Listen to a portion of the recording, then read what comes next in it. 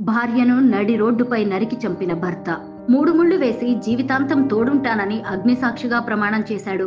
కడదాకా తోడుంటానని చేసిన బాస మరిచి కట్టుకున్న భార్యనే కర్కశంగా కడతేర్చాడు.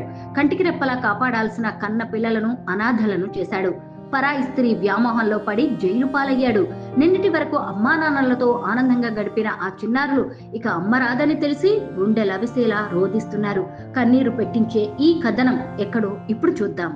ఆదిలాబాద్ జిల్లా గుడిహత్నూర్కు చెందిన లట్పటే మారుతికి అదే గ్రామానికి చెందిన కీర్తితో 10 ఏళ్ల కిందట వివాహమైంది. వీరికి 3 పిల్లలు.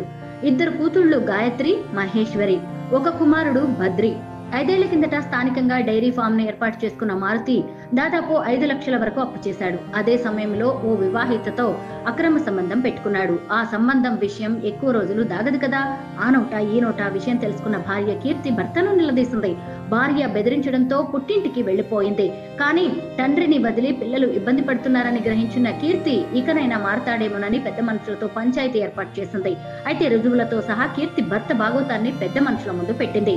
దీంతో మారుతిని మందలించిన పెద్ద మనుషులు ఇకపై మళ్లీ వివాహేతర సంబంధం పెట్టుకుంటే ఊరుకోబోమని వార్నింగ్ ఇచ్చేశారు. ఇక నుంచి సక్రమంగా ఉంటానని పెద్దల సమక్షంలో ఒప్పుకుని భార్యను తీసుకుని ఇంటికి వచ్చాడు.